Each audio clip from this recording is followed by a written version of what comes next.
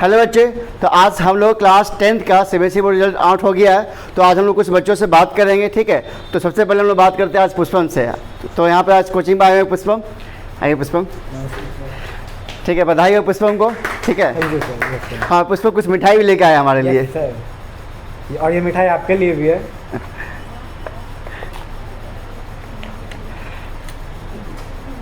Thank you.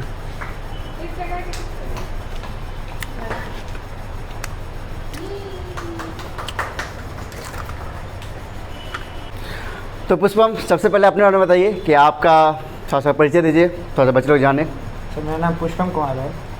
मैं Gurukul senior secondary school से class 1 से 10 तक मैं अपनी पढ़ाई पूरी कर रहा हूँ।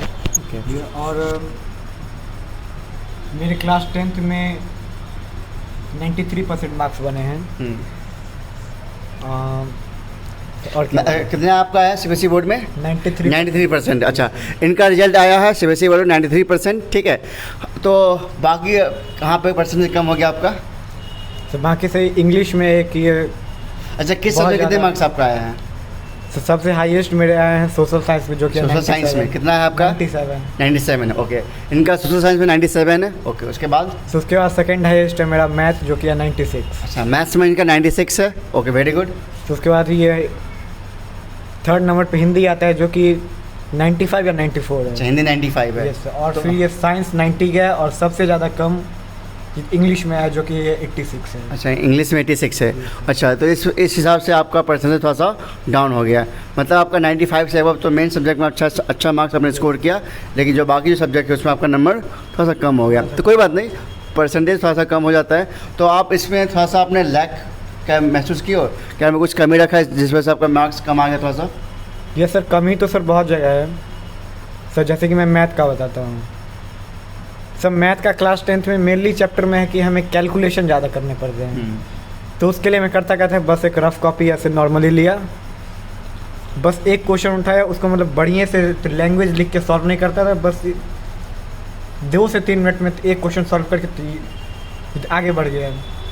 एग्ज़ाम में प्रॉब्लम किया था कि यही एक मेन कारण जो कि मैथ में मेरे 3 नंबर कट रहे हैं। हाँ, थोड़ा मैथ्स में प्रॉब्लम ये होता है कि थोड़ा लॉजिकल क्वेश्चन जब आ जाता है बच्चे के पास तो टाइम टेकिंग ले लेता है। ठीक है, और उसमें बच्चे वही क्वेश्चन को सॉल्व कर पाते हैं जो क्वेश्चंस जो आपने प्रैक्टिस नहीं किया, लेकिन आपके पास कंसेप्ट हो। तो वहाँ पे आपका कुछ सीबीएसई बोर्ड आपका कंसेप्ट को भी चेक करता है कि आपका कितना आप अपना उस क्वेश्चन को अप्लाई कर पाते अपने कंसेप्ट को। नहीं, क्योंकि हर क्वेश्चन आपको प्रैक्टिस करके आप नहीं जा सकते हो। ठीक है, तो कोई बात नहीं। 2023 में सर क्वेश्चन ही ऐसा आता है जो कि आपके बस कॉन्सेप्ट बेस हो। हाँ, जो रट के जाएगा उसका कुछ नहीं होगा। हाँ वेरी गुड, ये तो बात है। चलिए, तो आप अच्छा आप शिक्षालय ज्वाइन जब किए तो उससे आपको क्या हेल्प हुआ? पर एक्चुअली शिक्षालय में फर्स्ट थिंग है कि आपको इन्वायरमेंट पढ़ने का अच्छा मिल जाता है। ठीक है सर, यहाँ के टीचर मतलब थोड़े से एक्सपीरियंस होते हैं, जो कि आपको हर टॉपिक और हर चैप्टर को इतने अच्छे से क्लियर करवा देंगे कि आपको यहाँ तक एक टेस्ट में आपका क्वेश्चन नहीं फंसेगा, स्कूल के टेस्ट में, आपके बोर्ड के टेस्ट में।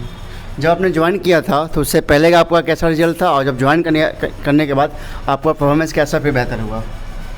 सर एक्चुअली मैं शिक्षालय ज्वाइन करा था क्लास 7th में। क्लास 6 में मेरे से 50% मार्क्स भी नहीं बनते थे, जो कि शिक्षालय आने के बाद मेरे में काफ़ी ज़्यादा इम्प्रूवमेंट हुआ ये। और वो छोटे छोटे स्टेप मिलाकर आज बहुत ज़्यादा इन्वॉल्वमेंट। तो लगभग आपने यहाँ पे एक लंबा समय दिया, नहीं? तो इस लंबे समय में आपको पता है कि आपका जो क्लास 6 के बाद जो क्लास होता है वो आपका एक क्लास 10th के लिए एक बेस जाता है, बेस जाता है। तो कहने का मतलब कि आपका बेस की शुरुआत आप यहाँ शिक्षालय से हुई है। सीधे से एग्ज़ाम निकालने के लिए सही एक क्वेश्चन प्रैक्टिस से ज़्यादा कि आपके पास कॉन्सेप्ट होना चाहिए, और वो कॉन्सेप्ट सर मुझे शिक्षालय में आके मिला था। सर बाकी किसी से कोचिंग में जाता था तो वहाँ पे मतलब बच्चे को भेड़िए की तरह ट्रीट किया जाता है, बट शिक्षालय में आपको इंडिविजुअली आपको ट्रीट किया जाएगा। आपको अच्छे से मतलब वीक से वीक स्टूडेंट पे ध्यान दे के उनको पीक पे पहुंचाना ही शिक्षालय का एक। हाँ, हमारा एक लक्ष्य होता है कि जो भी बच्चे हमारे पास आते हैं उनका हम यही कोशिश करते हैं कि जो भी उनका कमांड है, खासकर जो बच्चे मैथ्स के लिए और साइंस के लिए ज़्यादा एक्टिव रहते हैं, तो मेरा कोशिश यही रहता है कि बच्चों को बेहतर नॉलेज दे विथ कंसेप्ट। ठीक है, और उसके ज़्यादा उससे हम प्रैक्टिस कराएं। तो हमारा ये एम रहता है कि बच्चों को, जो भी बच्चे हमारे यहाँ आते हैं, उनको हम बेहतर एक कंसेप्ट के साथ उनको पढ़ाएं, जिससे कि उनको पढ़ाई में भी हेल्प हो और स्कूल रिजल्ट में और उनके बोर्ड रिजल्ट में अच्छे मार्क्स आए। तो यही इनका वजह है कि इनका जो रिजल्ट है, चाहे वो आपका मैथ्स में हो, मैथ्स आपको कितना आया था? मैथ में सही 96 आया था। तो मैथ्स में इनका 96 है, 4 मार्क्स कहीं कट गया होगा नहीं। और आपका साइंस में कितना है? साइंस में 90 है। तो मिला जुला के देखा जाए कि एवरेज, मतलब एवरेज नहीं कह सकते, उससे अच्छा मार्क्स इन्होंने स्कोर किया नहीं। तो यही वजह है कि शिक्षालय में आने की वजह से क्या होता है कि बच्चे का एक कमांड बेहतर होता है और रिजल्ट भी उनका अच्छा आता है। जो भी गार्जियन, जो भी बच्चे देख रहे हैं इस वीडियो को, क्या आप उनको सजेस्ट करें कि वो शिक्षालय को ज्वाइन करें और क्यों ज्वाइन करें? सर, जो भी पेरेंट्स सर ये एक अच्छे कोचिंग की तलाश में हैं सर, उन्हें शिक्षालय का गेट एक बार से ज़रूर देखना चाहिए। क्यों आप ऐसा क्यों? यहाँ बहुत सारे ऐसे कोचिंग्स हैं, वो उसमें क्यों नहीं बच्चे को भेजे, यहाँ ही क्यों बच्चे को भेजे? सर एक्चुअली सर बहुत सारे कोचिंग में बहुत सारे बिजनेस एक्टिविटी भी होते हैं। जैसे सर वहाँ पे मतलब बच्चे को पढ़ाने, सर वहाँ मकसद से बच्चा को सिखाना, बच्चा को पढ़ाना नहीं होता। सर वहाँ पे मकसद रहता है कि बच्चे मेरे यहाँ ज़्यादा आएँ ताकि मेरा इनकम ज़्यादा हो जाए। सर बट शिक्षालय में क्या कि आपका बच्चा अगर ज़्यादा है तो आप बैच उसमें डिवाइड कर देते हैं ताकि बच्चों की गैदरिंग ना हो कोई बैच में और बच्चा अच्छे से पढ़ सके। हाँ। सर एक्सपीरियंस टीचर यहाँ पे मिलते हैं और ये स्टडी मटेरियल भी साथ साथ में आपको मिलते रहते हैं। हाँ, आपने देखा होगा जब आप पढ़ते होगे तो उस टाइम में हमने हर एक सब्जेक्ट के टीचर्स आपके लिए मैं अरेंज किया था, शायद आपको पता होगा। Yes sir. है ना? और हमारा यही होता है, एम रहता है कि जो भी बच्चे यहाँ पे आते हैं उनको एक बेहतर शिक्षा दें, बेहतर टीम के साथ, ठीक है, जिससे उसका रिजल्ट भी अच्छा हो और आगे आने वाले वक्त में उनका फ्यूचर भी बेहतर हो। क्योंकि बच्चे का नींव होता है क्लास 10th। तो अगर किसी बच्चे का नींव अगर बेहतर है तो वो फिर आगे बेहतर अच्छा कर सकता है। तो यदि आप चाहते हैं अपने बच्चे का बेहतर बेस बनाना, तो उसके लिए आप ज़रूर शिक्षालय में भेजें बच्चों को। क्या आप भी यही सोचते हैं क्या? जी सर। ठीक है, चलिए। तो और ये भी जान जाते हैं कि शिक्षालय में आपने इतने साल बिताया है, तो आपको यहाँ पे और क्या क्या आपने सीखने को मिला इसकी पढ़ाई के अलावा, और यहाँ का आपको क्या क्या अच्छा लगा? सर एकेडमिक के अलावा सर जो आपको दूसरे कोचिंग में नहीं मिलता सर, वो आपको यहाँ पे मिलता है। सर यहाँ पे आपका सर पब्लिक स्पीकिंग को डेवलप किया जाता है। सर यहाँ पे आपको सर ग्रुप डिस्कशन के एबिलिटी को डेवलप किया जाता है। सर आपके सर ड्राइंग से लेके क्रिकेट तक सारी चीज़ को आपको ध्यान दिया जाता है और आपका सर ये वेल डेवलपमेंट कराया जाता है यहाँ पे। हाँ, कहने का मतलब है कि केवल पढ़ाई ही नहीं है बच्चे के साथ, पढ़ाई के साथ साथ बच्चे के अंदर क्या होता है, बहुत सारा टैलेंट होता है, और अगर उन टैलेंट पर ध्यान न दिया जाए तो समय के साथ वो चला जाता है। तो हमारा ये मकसद रहता है कि बच्चे के अंदर जो भी टैलेंट है उसको भी निखारा जाए, चाहे उसके अंदर ड्राइंग का टैलेंट हो सॉरी, या उसके अंदर पब्लिक स्पीकिंग का टैलेंट हो। जैसे हमने एक प्रोग्राम इवेंट करवाया था नहीं, उसमें बहुत सारे लोग आए थे जी। और आपको याद होगा उस प्रोग्राम को, आप बता सकते हैं क्या? सर एक्चुअल प्रोग्राम के बारे में बताना सर काफ़ी कठिन होगा, क्योंकि सर समस्तीपुर के जाने माने लोग यहाँ पे आए थे। हाँ, बहुत सारे लोग आए थे, शायद नाम मुझे कुछ को याद है। कुंदन भैया भी आए थे। कुंदन भैया आए हाँ। थे और सर बहुत बड़े बड़े लोग आए थे। सर डीएवी के एक खास टीचर आए थे। हाँ। ये और जिसमें कि प्रोग्राम का मेन मकसद था बच्चे के छुपे टैलेंट को बाहर निकालना। और सर यही एक खासियत है शिक्षालय का कि आपका कोई टैलेंट यहाँ पे छुपता नहीं है। हाँ, कोशिश रहता है हमारा कि बच्चे के अंदर टैलेंट को बाहर निकाला जाए। पढ़ाई तो बच्चा कर ही लेगा, और पढ़ाई के लिए बच्चे को दो ही चीज़ चाहिए, एक अच्छा टीचर चाहिए, एक अच्छा इन्वायरमेंट चाहिए। अगर बच्चे को अच्छा टीचर और अच्छा इन्वायरमेंट मिल जाता है तो बच्चा कहीं पढ़ सकता है।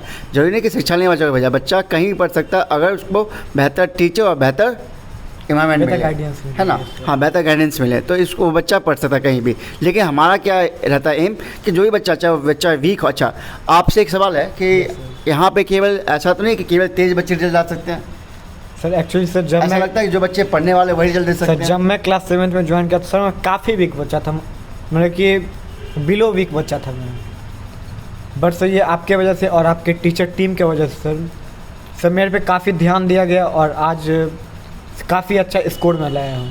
हाँ, देखिए सिंपल सी बात है, कोई भी बच्चा चाहे किसी सब्जेक्ट का पढ़ता है, घर पे भी पढ़ रहे चाहे कहीं भी पढ़ता है, वो सेल्फ स्टडी करे या किसी कोचिंग जाके पढ़े, तो बच्चे का कोई भी सब्जेक्ट बेहतर तभी हो सकता है जब उस पर वो ध्यान देता है। ठीक है, तो हमारा एम यही रहता है कि जो भी बच्चे हमारे पास आते हैं पढ़ने के लिए उनको एक स्पेशल अटेंशन दिया जाए।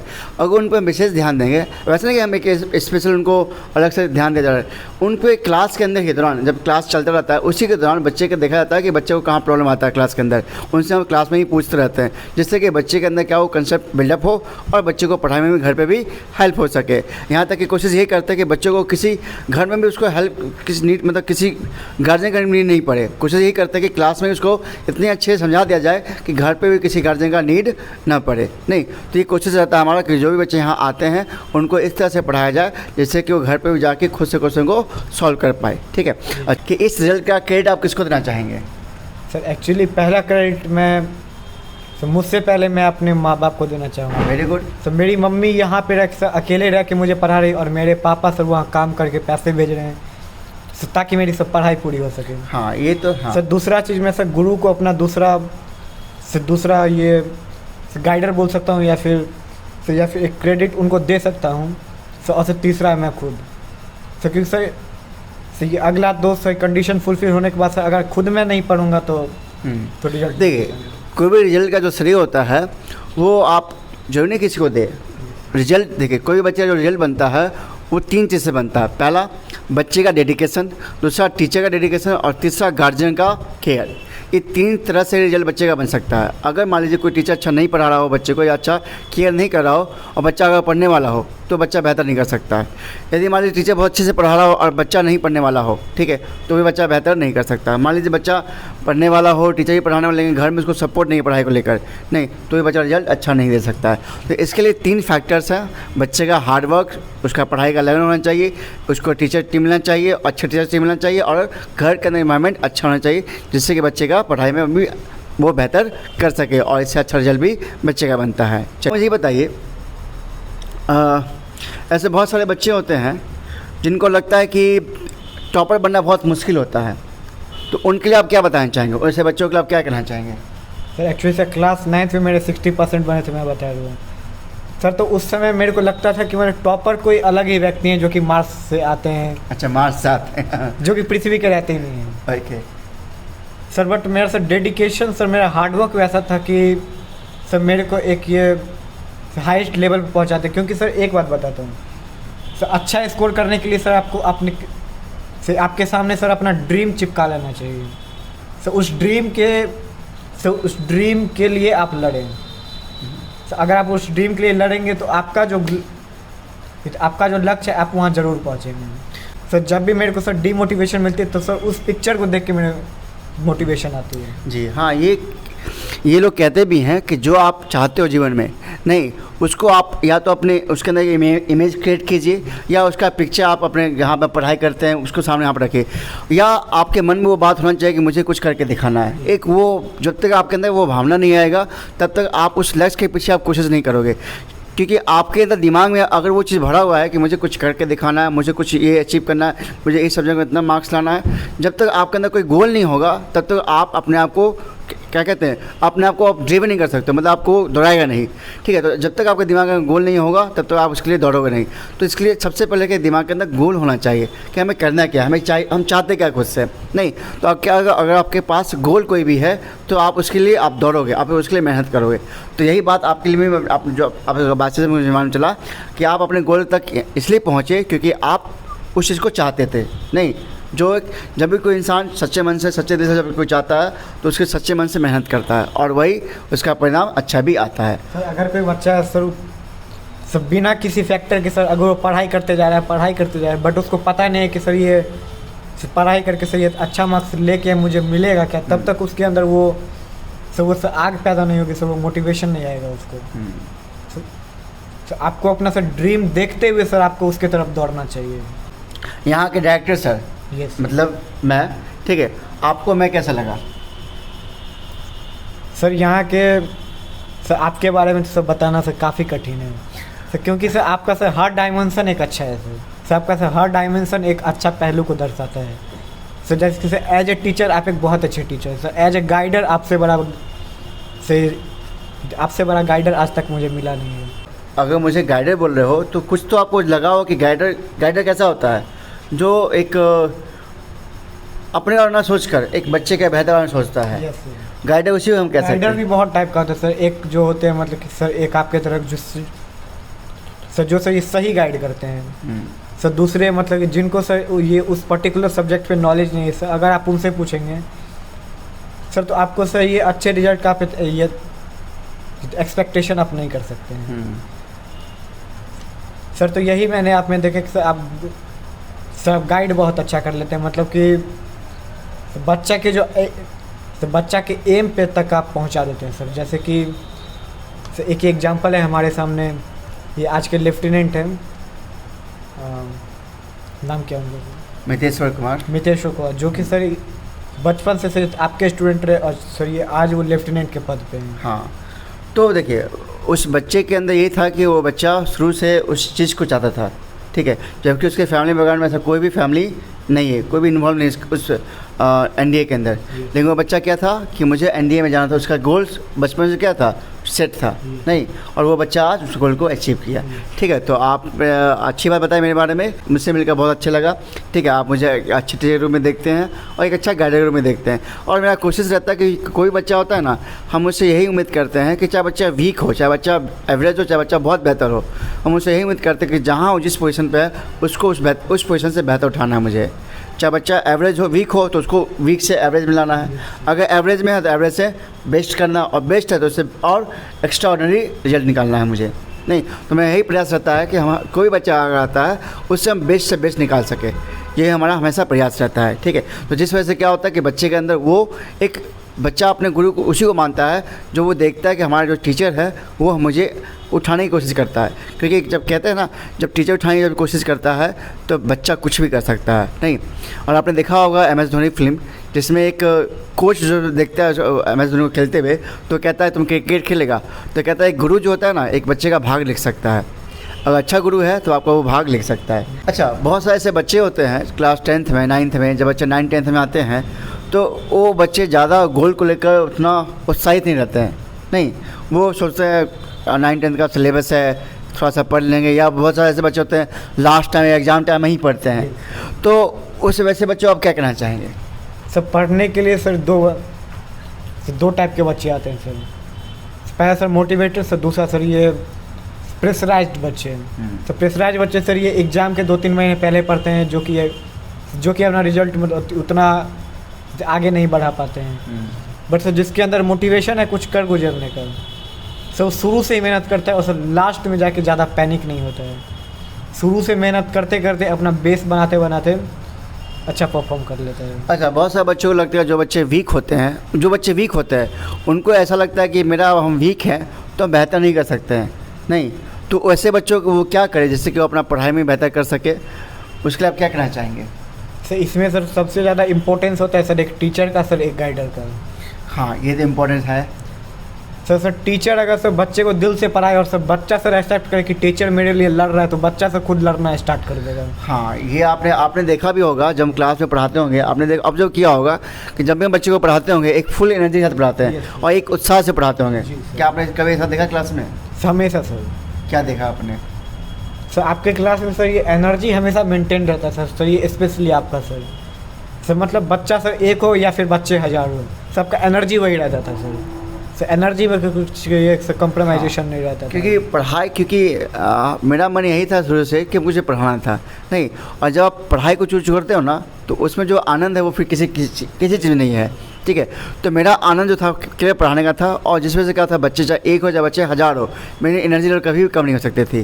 क्योंकि मेरे लिए क्या है, क्योंकि टीचर क्या होता है, एक होता है रिस्पॉन्सिबल, और टीचर कभी भी नेगेटिव नहीं हो सकता है। यदि एक टीचर नेगेटिव हो जाए तो वो कोई टीचर ही नहीं है। ठीक है, एक टीचर को हमेशा पॉजिटिव होना चाहिए, उत्साहवर्धक होना चाहिए, नहीं एनर्जी से भरा होना चाहिए, और जब क्लास ले तो लगे कि उसने क्लास में पढ़ाया आज है। नहीं, चाहे वो बच्चा एक हो चाहे बच्चा 1000 हो, अगर बच्चों को आप फुल एनर्जी से पढ़ाते हैं तो वो एनर्जी आपका वो बच्चों में जाता है। तो मेरा यही रहता है एम कि हम उसी एनर्जी से हम पढ़ाएं बच्चों को, जैसे कि हमारा वो एनर्जी वो बच्चे तक जाए, और बच्चा जो क्लास में सीख रहा है हमारा, वो उसको पढ़ाई में भी हेल्प कर सके। चाहे बच्चा वीक हो, चाहे एवरेज हो, चाहे बच्चा एक्स्ट्राऑर्डिनरी हो, हमारा प्रयास होता है हर बच्चे को बेहतर पोजीशन तक लेके जाना है। ठीक है, तो अपनी इसी बातों के साथ अब आपको हम ख़त्म करते हैं। मेरी शुभकामना आपके साथ है, और अपने जीवन में अब आगे बढ़े और IIT जी का भी एडवांस का रिजल्ट भी अब बेहतर लेके आएँ। ठीक है, तो हम लोग नेक्स्ट इंटरव्यू अब करेंगे जब इनका रिजल्ट आएगा IIT जी एडवांस का, और बेहतर रैंक के साथ। ठीक है, तो हमारी शुभकामना आपके साथ है। ठीक है, all the best, thank you.